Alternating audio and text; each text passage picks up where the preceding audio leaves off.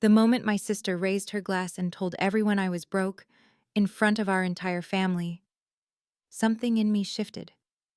I didn't argue, I didn't cry. I just smiled, knowing that by morning I'd have the keys to the house she'd been dreaming about for years. If you've ever been humiliated by someone who was supposed to love you, this story is for you. Stay with me, because what happened next turned shame into quiet power, without a single word of revenge. My name is Eliza Monroe. I'm 37, and this is the story of how I finally stopped letting other people write my narrative. There's a particular kind of quiet that lives beneath family gatherings. Not the peaceful kind that comes with warm casseroles and soft music, but the kind you only hear if you've spent most of your life feeling invisible in your own home. That's the kind of silence I'm drowning in right now, standing under the string lights that crisscross my parents' backyard, nursing a plastic cup of lemonade that's gone tepid in my hand. My sister Sierra is at the center of a circle of chairs, her voice rising and falling like a performer at an open mic. Her audience, our extended family, hangs on every word, laughing at punchlines that aren't particularly funny, gasping at stories that have likely been embellished beyond recognition. She's telling them about her almost promotion, her networking brunch in Manhattan, her plans to move into a high-rise with a river view. She says these things with so much confidence, so much flair, that even I almost believe her. Until I remember the text from just last week asking to borrow $300 just until Friday. I take a slow sip and pretend I'm not watching. But of course I am. I always do. Sierra's 3 years younger than me, but you wouldn't know it by how she commands attention. She's the baby, the miracle child after a long stretch of infertility, the one who brought color into the house, as my mother likes to say. She has this wild, untamed energy. Big laugh, bigger stories, dramatic hand gestures. If she were a room, she'd be floor-to-ceiling windows and velvet drapes. I'd be neutral walls and clean lines, tasteful structured overlooked. Our roles were written early. You're the calm one, they'd tell me. Sierra's just more spirited. When she threw tantrums over the wrong brand of cereal, I was the one told to just let her have it this once. When she forgot her science fair project for the 3rd year in a row, I was the one asked to share mine. She's sensitive, Mom would whisper as if it were a diagnosis. You're stronger. Be patient with her. And I was. I really was. I folded myself smaller so Sierra could shine. I played the steady sister, the helper, the reliable one. I gave up arguing, gave up explaining myself. I gave up being seen. By the time we were teenagers, Sierra was flunking algebra but getting applause for singing at the school talent show. I was tutoring freshmen after school and graduating with honors, but no one showed up for my award ceremony. Mom had to work late. Dad forgot. Still, I smiled in the pictures. Always smiling. In college, I saved every dollar I could from part-time jobs to avoid debt. Sierra dropped out of a communications program after 1 semester because it wasn't vibing with her. No one questioned her choices. No one told her she was wasting time. They called her free-spirited. They called me too intense. I opened my own sustainable furniture studio at 28. I didn't take a salary the first 2 years. I drove a 15-year-old Honda with a broken radio and a window that got stuck every winter. Sierra leased a new BMW every other year and posted about manifesting luxury on Instagram. When I got featured in a local magazine for women entrepreneurs, Sierra commented on the article, so proud, told her years ago she'd be amazing at this. I hadn't spoken to her in 3 months. And yet, no matter how many times she rewrote the narrative, I let her. Because it wasn't worth the fight. Because calling her out felt like betraying the family code, protect the illusion at all costs. Even now, at 37, I still show up, still bring the homemade dip, still park 2 blocks away because Sierra likes to arrive in style and be seen. Tonight she's glowing in a backless dress I've seen tagged as borrowed on a clothing rental app. Her nails are freshly done, her curls styled to perfection. She's telling Aunt Valerie about the lake house she almost bought last fall. It's the same story she tells at every event. The stunning house with the cedar siding, the private dock, the glass walls overlooking the water. She talks about it like it's inevitable. Manifestation, she says. Vibes. Just a matter of time. No one seems to remember that she has no savings, no steady job, that I've covered her car insurance more than once when her card was declined. They just smile and nod. They believe what they want to believe. And me, I sit in the corner with my lukewarm lemonade wearing last season's flats, smiling like I've done since I was a kid, pretending it doesn't sting, that no one here knows I'm the one who made that lake house possible because I once helped design it for the previous owners, that I recognized the floor plan the moment Sierra pulled it up on her phone, that I know what it actually costs to own something like that because I've done the math, carefully, obsessively, every night for years. But that's not the story people want. They want sparkle, not substance. They want Sierra, not Eliza. And maybe that's been my mistake all along, believing that if I just kept my head down, worked hard, stayed kind, my turn would come. It hasn't. And standing here tonight watching Sierra reenact her boss's meltdown and make everyone cry laugh into their paper plates, I realize something's shifted. Not in her, in me. I'm tired. Of playing the supporting role in a drama I never auditioned for. Of being the footnote in my own life. Of waiting for someone to look up and say, "You matter too." Something has to change. And for the first time in my life, I know this. It won't come from keeping quiet. There's a kind of work that lives in your bones. The kind that doesn't show up in Instagram stories or holiday dinner conversations. The kind that makes your hands ache, your eyes blur your mind. Question whether any of it is worth it, until slowly it starts to build something real. That's the kind of work I've been doing for the past 10 years. After college, I freelanced as an interior designer for a while. Small projects, tight budgets demanding clients who wanted champagne taste on a soda budget. I learned to stretch every dollar to sand old wood until it gleamed like new to source fabric remnants from closing warehouses. Eventually, I started salvaging discarded furniture and reimagining it. One table at a time, one custom order after another, I built something with my name on it. Monroe Studio. A sustainable design workshop focused on reclaimed wood and ethically sourced materials. It wasn't glamorous. It wasn't viral. But it was mine. I worked weekends, holidays, nights when my friends were out having wine and trivia nights. I maxed out my first credit card not on clothes, but on sanding tools and kiln-dried maple. I rented a warehouse that smelled like mildew and worked out of it through 2 brutal winters with nothing but a space heater and resolve. No one saw that part, except maybe Sierra. And even she didn't really see it. She commented on the dust in my hair once and asked why I looked like a construction worker. At the time, she was between jobs again. Something about a marketing assistant role that didn't align with her vision. I'd long since stopped asking for details. Her work history was like a roulette wheel. Spin it, and land on whatever new career she'd decided to try that month. For a while it was fashion PR, then real estate. Then she dabbled in staging homes for open houses, which was the closest she ever got to what I did. But it didn't last. Nothing did. The moment anything required consistency or humility, she bailed. Yet every time we met, at Thanksgiving, birthdays, our annual 4th of July cookout, Sierra showed up radiant, decked out in designer outfits. I knew she couldn't afford talking about new projects and clients and deals in the works. Her vocabulary was always vague, purposefully so, words that hinted at success without offering specifics. And our family, they ate it up. "Wow, Sierra, you're always doing something big," Uncle Dean would say, chuckling as he passed the mashed potatoes. "She's got hustle." Aunt Jean chimed in, never once asking for proof of anything she claimed. Meanwhile, I sat there with sawdust still under my fingernails from finishing a client's reclaimed dining set, wondering why no one asked about my hustle. Worse than the silence was the rewriting of my own story. One Easter Sunday over baked ham and deviled eggs, Sierra told everyone that she was the one who'd encouraged me to open Monroe Studio. "I just knew Eliza had a gift," she said, beaming.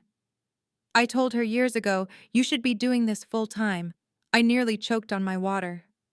That conversation never happened.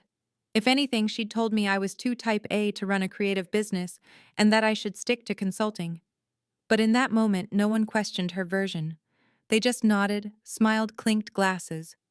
Even Mom said, "Isn't it wonderful that you two inspire each other?" Inspire, no. What Sierra did wasn't inspiration. It was appropriation. She turned my grit into her anecdote. I should have said something. I should have corrected her. But I didn't. Because I could already feel the heat rising in my cheeks. The way everyone was looking at her with admiration and at me like a footnote. I told myself it wasn't worth it, that it didn't matter as long as I knew the truth. But it did matter, because it happened again and again. She'd take little bits of my effort. My client wins my process, and fold them into her stories, always centering herself. She'd say things like, "We've had some great orders this quarter," as if she was on my payroll. As if she showed up at 6 a.m. to receive a lumber delivery in the snow. Once she even told a cousin she was helping me expand into commercial spaces. I only found out because the cousin emailed me congratulating you and Sierra on the new hotel contract. There was no hotel. There was no we. And through it all, the family just laughed. It wasn't malicious, at least not on the surface. They weren't trying to dismiss me, but they also weren't interested in the parts of my life that didn't sparkle. And since Sierra brought the glitter, she got the attention. I suppose to them, I didn't need it. I was the stable one, the one who never asked for help, the one who always showed up with a covered dish and a polite smile. But stability isn't the same as satisfaction. And silence doesn't mean agreement. Sometimes I wanted to scream, to stand up in the middle of those dinners and shout, "You don't know what it took. You have no idea what I sacrificed to get here." But I never did. Instead, I stayed quiet, tucked my real story away like a napkin on my lap. Let Sierra keep performing. Let the audience keep clapping. And when no one was watching, I kept building, because one of us had to. Some storms don't arrive with thunder. They creep in quietly, through inboxes, missed calls, group chats with unusual silence. And before you know it, you're soaked. That's how this began. It started with a glitch. One of my core wood suppliers, an independent mill I'd worked with for 6 years, shut down unexpectedly. Bankruptcy. No notice. No transition. Just an email from a generic address. Operations ceased. No further fulfillment. That single sentence set off a chain reaction: backlogged orders, delayed deliveries, panicked clients, and worst of all, layoffs. I had to let go of 2 of my team members, people I trusted, people who helped me build Monroe Studio from the ground up. I cried in the parking lot after telling them, not just because I felt like I failed them, but because I feared I was about to lose everything I had worked for. Still, I didn't panic. Not really. I met with my lawyer, Rochelle, a pragmatic woman with a sharp bob and a sharper mind. She reviewed the contracts, the cash flow, the alternatives. "You're not in free fall," she assured me, "but it's tight. We'll need to restructure some obligations if this drags out." She recommended putting together a contingency filing, a draft reorganization plan. Not a bankruptcy, not even close. Just a safety net in case we needed to negotiate new terms with vendors or defer payments. It was a common precaution in small business management. I agreed. Better to have the document and not need it than scramble later. I stored the draft in a locked drawer in my home office along with my other legal files. I didn't even print the final version. Just notes. Drafts.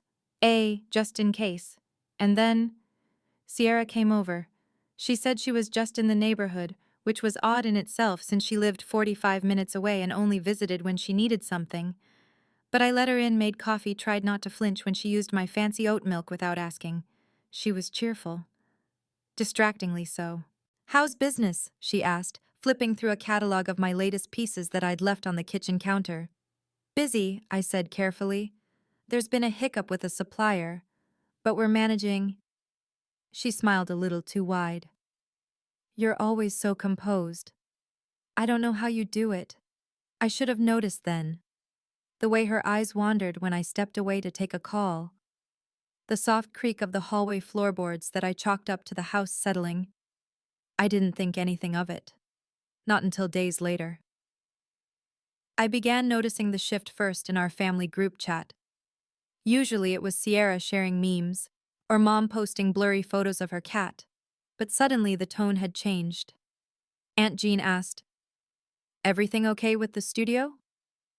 Eliza heard business is rough these days. Uncle Dean wrote, "If you ever need to talk about options, let us know. No shame in changing paths." Changing paths. Then came the text from my cousin Tasha, Someone I hadn't spoken to in months. Hey, I just wanted to say, don't let people get you down. You're not a failure. I stared at my phone bewildered. What failure?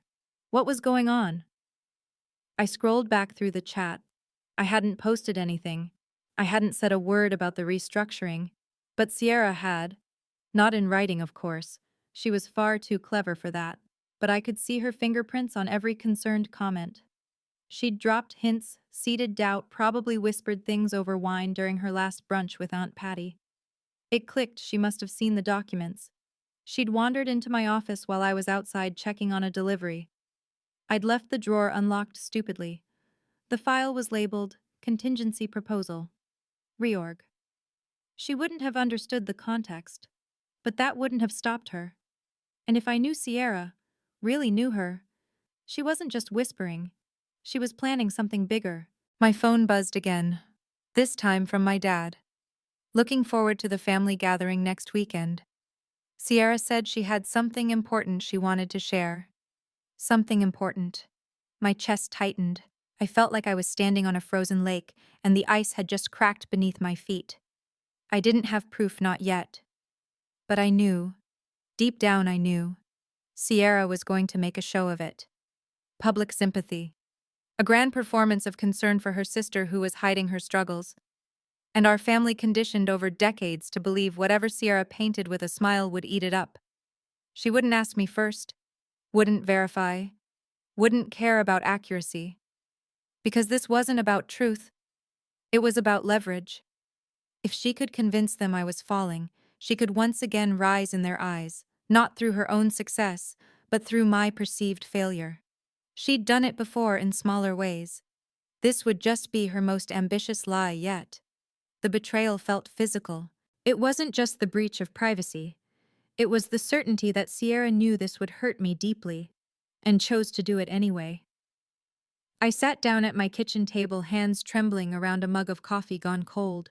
For years I had let things slide. I had swallowed bitterness like medicine and told myself it was the cost of keeping peace. I had smiled through slights, applauded her fairy tales, let her drape herself in pieces of my truth. But this wasn't just a story. This was sabotage. And for the first time in my life, I felt something shift in me. Not anger. Not quite. It was something quieter, heavier. A decision being made deep in my gut. She was expecting silence again. But this time I wouldn't give it to her. Family reunions always came with a certain choreography. The folding tables arranged in the backyard, the paper lanterns strung up between trees, the scent of grilled vegetables and lemon cake drifting from the kitchen window. You'd think after all these years I'd find comfort in the routine of it. But this year the air felt different. I knew something was off the moment I stepped into my parents' backyard. Conversations softened when I walked past. People greeted me with too much warmth or none at all. There was no in-between. My cousin Jason offered me a hug and a hang in there before I'd even set down my spinach dip. Hang in there. For what Sierra was nowhere in sight, but I could feel her fingerprints everywhere. She had laid the groundwork, the whispers, the staged concern. This was her arena after all, an audience of relatives and a story to perform. I moved through the crowd smiling on reflex, handing out polite nods like party favors. Aunt Marlene asked if I'd thought about moving into something more stable. Uncle Rob suggested he knew someone hiring at the local hardware store. I thanked them and said nothing. The worst part wasn't the assumptions, it was how easily they believed them. I'd built my studio from nothing, supported half the family, through holiday orders, donated custom pieces for every baby shower and wedding. But now all it took was one whisper from Sierra, and the narrative shifted. Dinner was served just before sunset. White folding chairs creaked beneath familiar bodies. Kids ran around with juice boxes and Dad stood behind his grill like a proud captain at sea. I took a seat near the end of the table, hoping to stay invisible, but that was never going to happen. Because Sierra stood up, she held her wine glass delicately, like an anchor of civility, and tapped it with a spoon. The gentle clink, clink, clink silenced the crowd. All eyes turned to her, curious, expectant. She smiled with the poise of someone preparing to break news from a podium. I know we all come together to celebrate family, she began, her voice sweet and practiced. And sometimes that means supporting each other during tough seasons. My stomach dropped.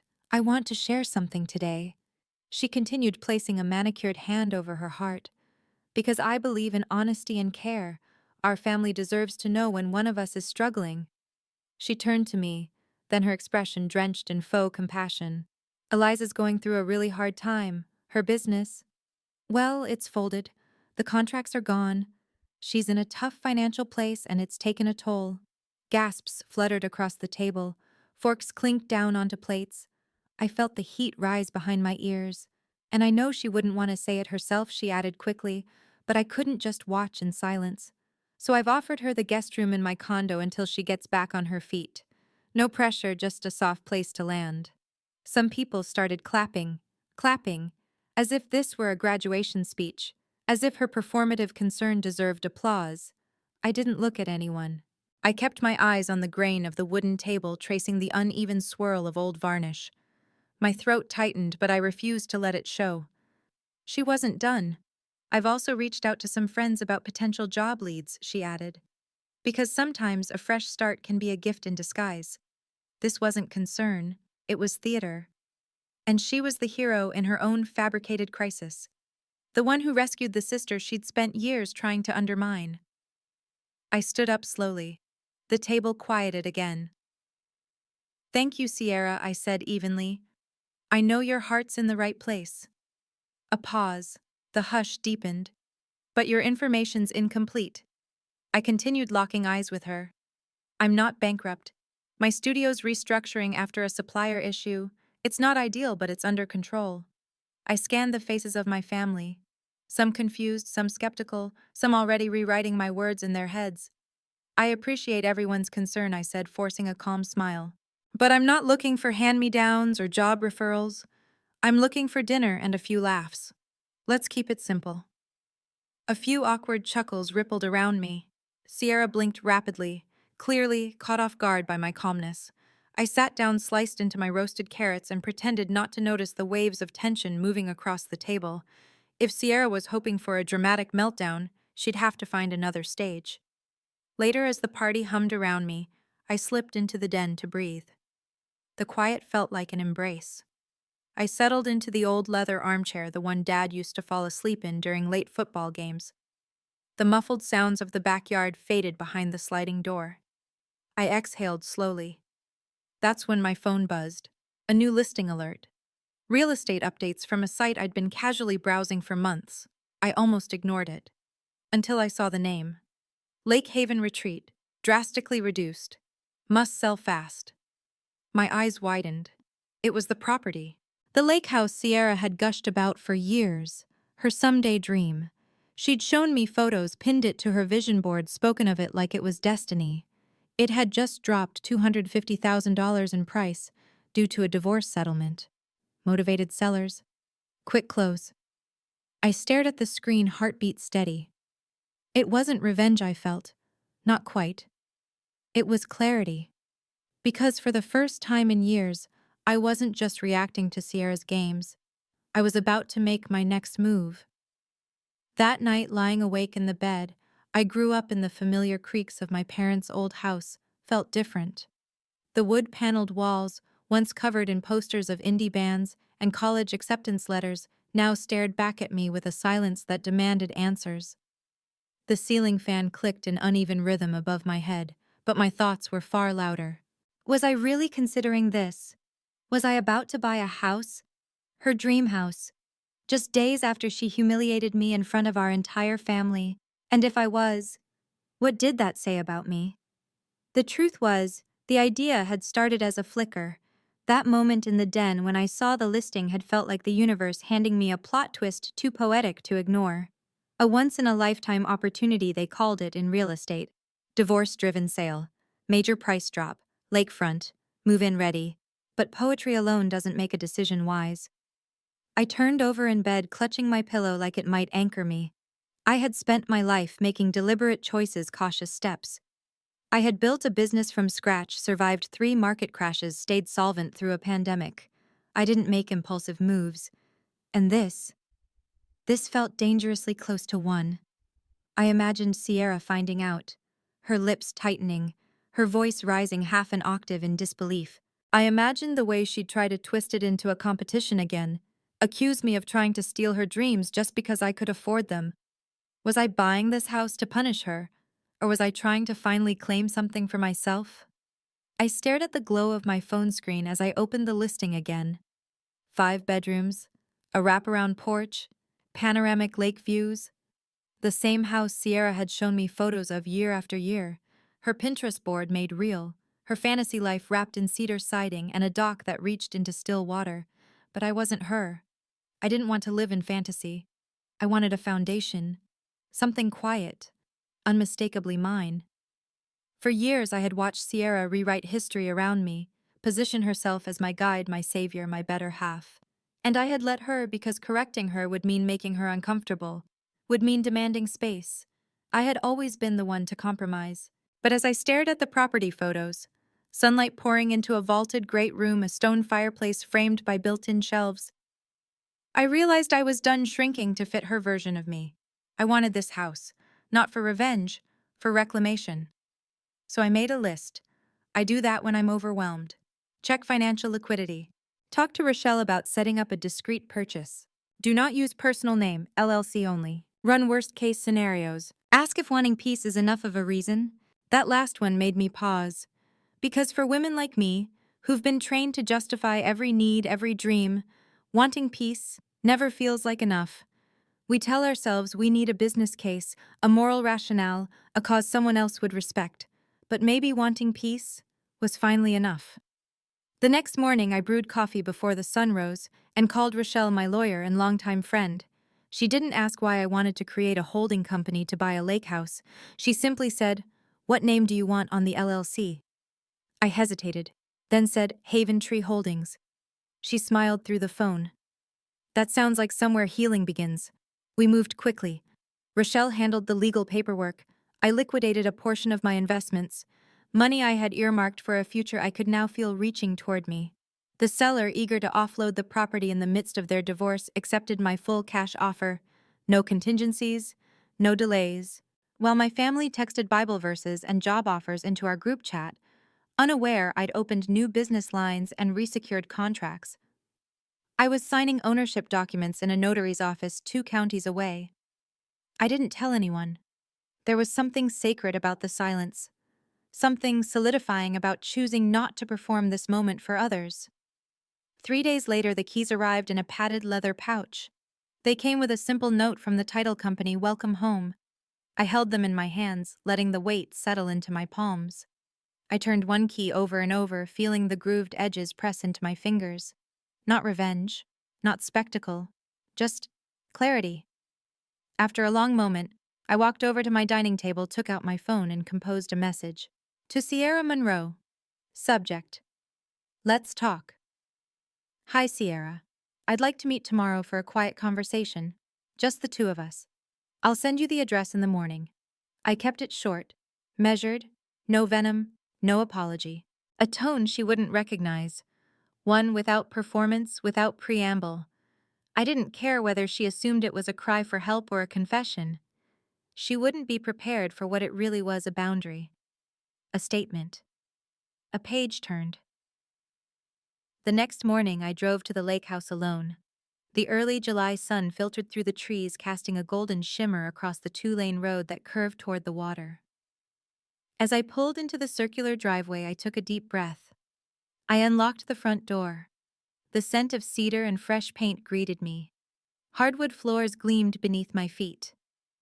I walked slowly through each room, taking in the light, the stillness, the hum of possibility. This was more than a house. It was a beginning.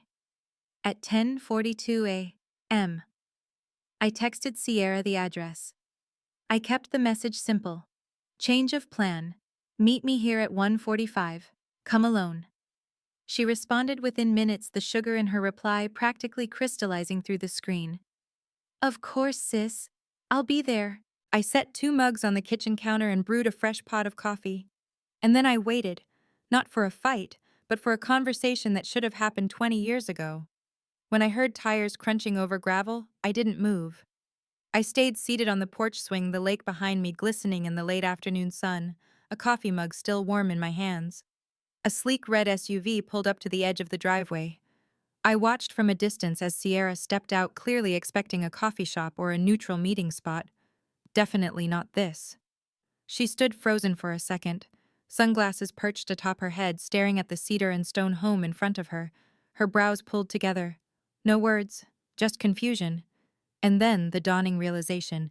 "This isn't funny," she said finally, making her way up the front steps, heels clicking too loudly against the wide planks of the porch. "What is this place? Are you house sitting?" I took a slow sip of coffee, then looked her in the eyes. "You don't recognize it." She glanced around again. "It looks like—" Her voice faltered. "No, this can't be." I didn't interrupt. She turned in a full circle, then stopped short as her gaze landed on the boathouse down the hill just beyond the pine trees. Her hand flew to her chest. "Oh my God. This is it. This is the lake house. The one from the listing." Her face twisted, equal parts disbelief and panic. "You bought this." I nodded once. "But you told everyone." She caught herself. Her breath hitched. I let the silence hang for a beat before I answered. "You told everyone." She blinked. "You snooped through documents you didn't understand. You decided I was bankrupt and then shared it with the entire family like it was some twisted charity case. You didn't ask. You didn't clarify. You didn't even call me." Sierra crossed her arms tightly, her posture defensive. "I was worried about you. I saw those papers in your office. You were going through something and I thought—" "You thought it was your chance," I said softly. "Your chance to be the savior, to finally have the story framed around you being the strong one." She didn't respond, so I kept going. "But instead of asking me if I was okay, you planned a spectacle. You turned a family meal into a theater of pity, and you put me at the center of it without my consent. Do you have any idea how humiliating that was?" Her lip trembled slightly. "You always make me out to be the villain."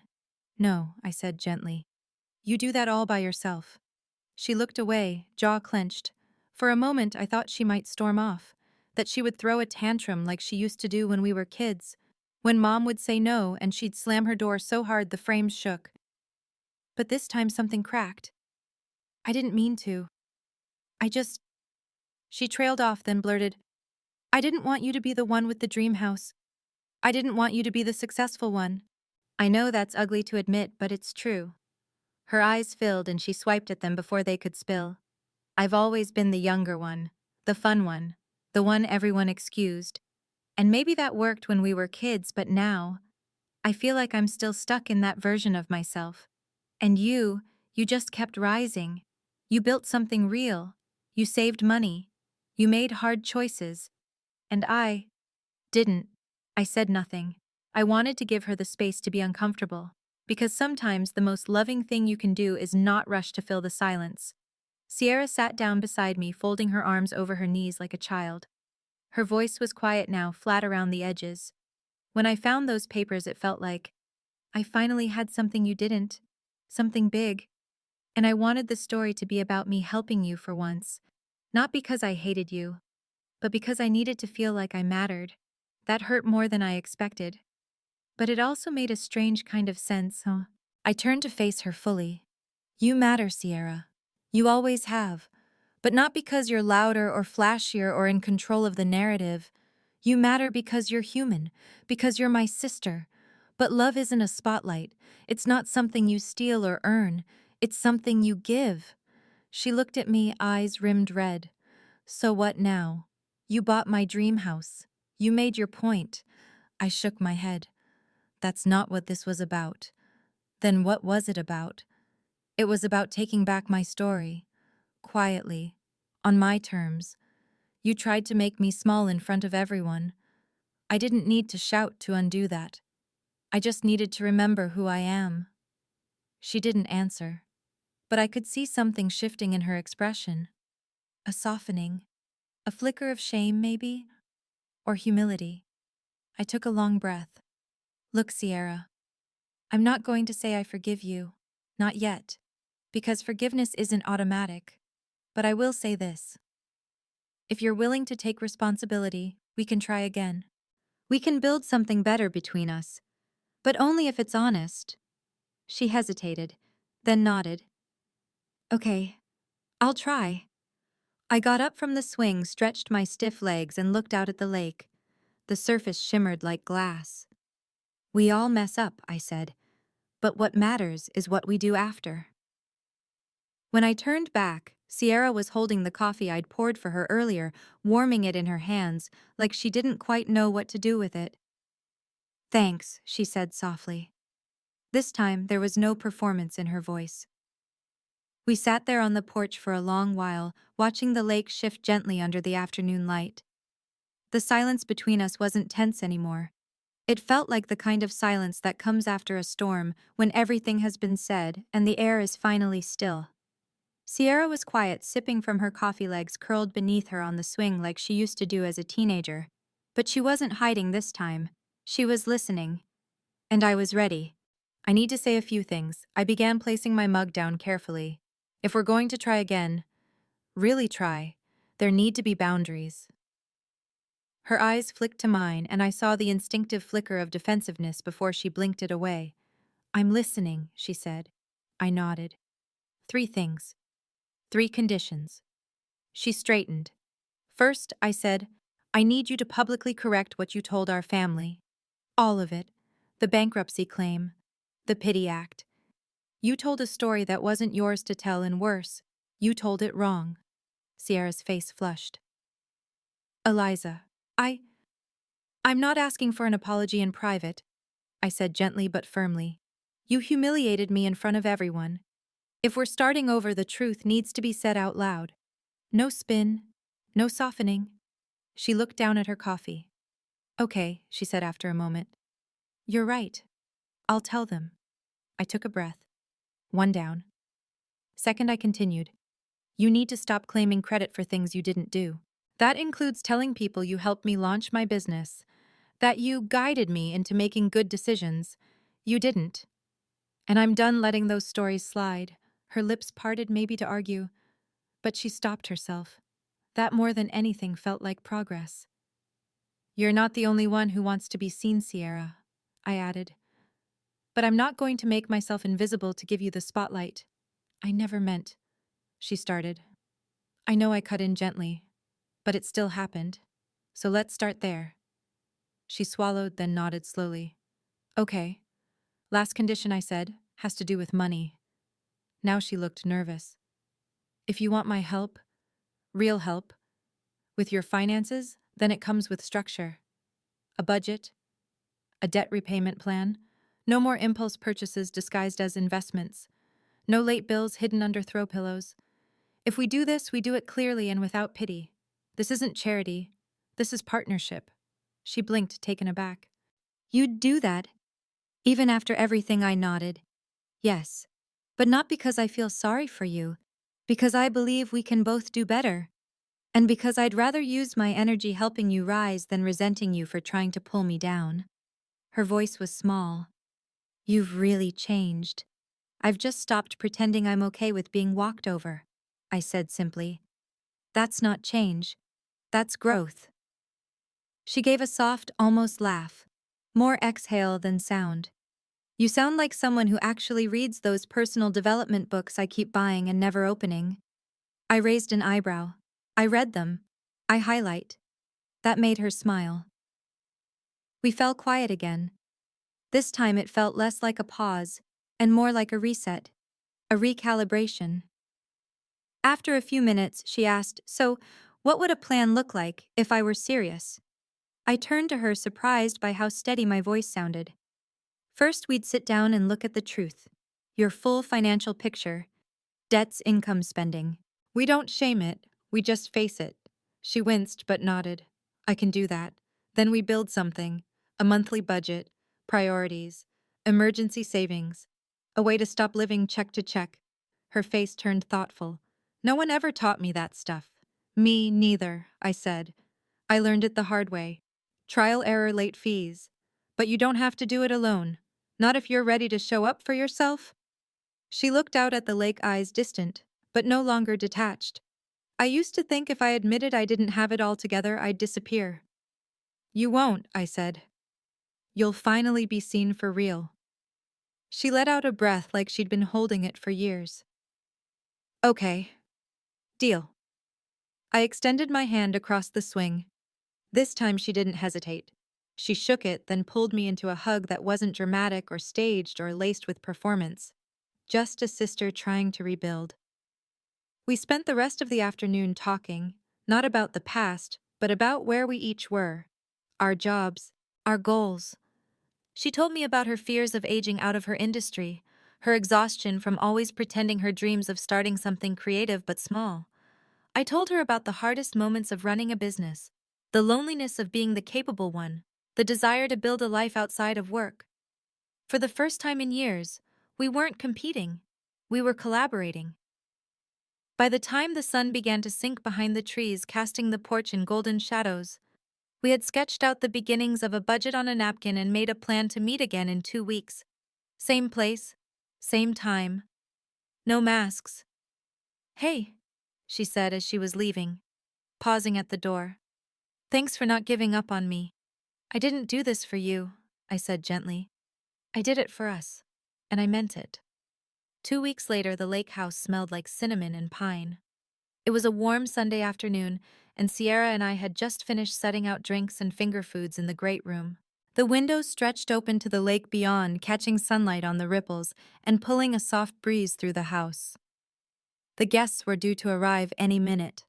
I felt the familiar flutter in my chest, the kind that always came with family gatherings, half hope, half hesitation. But this time, I wasn't alone in it. Sierra stood beside me, smoothing out a wrinkle on the tablecloth. Her movements were nervous, a little too precise. She'd dressed more modestly than usual. A soft blouse, jeans, no flashy jewelry. There was no performance today. Just her. You still good with this? I asked gently. She gave me a small, tense smile. Ask me again in an hour. I nodded, then gave her shoulder a brief squeeze. You'll be okay. When the doorbell rang, she exhaled. Showtime. We opened the doors wide, welcoming family members in one by one. Our parents first, then aunts, uncles, cousins, the usual summer gathering crowd. They stepped into the open space with wide eyes complimenting the high ceilings, the woodwork, the lake view. Mom looked around as if she'd stumbled into a dream. Eliza, this place is beautiful, she whispered. Thank you, I said, offering her a hug. Dad was quieter, walking through the main room with his hands in his pockets, inspecting the beams and built-ins like a man trying to understand a puzzle. You really bought this? He asked under his breath. I did, I replied, and that was enough. Once everyone had arrived and settled in, Sierra cleared her throat from the center of the room. The noise didn't die immediately, until she picked up a glass and gently tapped it with a spoon. Classic move. Everyone turned. I'd like to say something. She began, her voice already shaking a little. I stood at her side, silent. She took a breath. 2 weeks ago, I told many of you that Eliza had filed for bankruptcy, that her business had collapsed and she needed help. I said it in public at a family meal with the best of intentions, or at least that's what I told myself. There was a rustle of confusion among the group. People glanced between us, trying to read the atmosphere. Sierra pressed on. The truth is, I was wrong. Completely. I saw some legal documents I didn't understand. I jumped to conclusions. And instead of talking to Eliza privately, I let my fear and jealousy take the wheel. That word, jealousy, landed heavy in the room. I'm not proud of it, she continued. But I want to say it plainly. Eliza is not bankrupt. She didn't fail. What failed was my trust, my maturity, and my responsibility as a sister. She looked over at me, eyes wide but honest. I'm sorry, Eliza. And I'm sorry to all of you for turning a personal insecurity into a public moment of shame. The room was utterly still. Then someone, Uncle Russell, I think, clapped. Then another, and another. I didn't speak. I didn't step forward with a lecture or a speech. I just stayed beside her. Present. Steady. Letting my silence say what needed to be said, that this was real. that change was possible. My mom sat down slowly, her face pale with processing. Dad simply nodded like something unresolved had finally clicked into place. Later, as guests wandered the property exploring the boathouse or admiring the kitchen island, Sierra and I stood at the edge of the porch. She was still processing the emotional weight of her admission. "You didn't have to stand next to me," she said. "I know. Why did you?" "Because you didn't run from it. That matters." She was quiet for a long moment. Then it felt good, actually. Telling the truth. "Honesty has a strange way of easing the body," I said with a small smile. "Even if it terrifies the mind." She gave a soft laugh. "Is that from one of your highlighted books?" "Probably," I said, nudging her shoulder. That afternoon we sat on the back deck after the last car left. Just the two of us. The lake reflected streaks of gold and violet from the setting sun. "You know," she said, "for the first time in my life I feel like I actually have a sister." I turned toward her. "You always did. We just hadn't built the relationship yet." The lake house didn't become a symbol of triumph or one-upmanship after that. It became something quieter, more sacred. We started using it as a meeting place. Once a month, no expectations, no formalities. Sometimes we'd talk numbers and goals. Other times we'd just cook pasta and laugh over bad TV. It wasn't perfect. We slipped, fell back into old patterns now and then. But each time we recalibrated faster. Because something had shifted, the need to win was replaced by a desire to understand. That summer I didn't just reclaim my story. I opened space for another story to begin, one where being sisters didn't mean sacrificing dignity, shrinking for approval, or competing for love. It meant showing up, telling the truth, and learning, finally, how to be real with each other. And sometimes that starts by opening a door neither of you believed could stay open. Have you ever found yourself in a family where your silence was mistaken for weakness, where the truth of your efforts was buried beneath someone else's spotlight? Maybe like me, you've spent years trying not to make waves until one day you realized the cost of staying quiet was your own sense of self. This isn't just my story. It's one that many of us carry quietly, navigating sibling rivalry, seeking recognition, and trying to rewrite a relationship that was never built on equal ground. Have you ever had to choose between peace and being seen, or found the courage to draw a boundary with someone you still love? If this story resonated with you, I invite you to share your own experience in the comments. You never know who might need to hear it. And if you'd like to join me for more stories about healing hard choices and the quiet power of reclaiming your voice, subscribe to the channel and turn on the notification bell. There's always another chapter waiting, and I'd love to have you here when it begins. Thank you for listening. And remember, sometimes the most powerful revenge is becoming whole.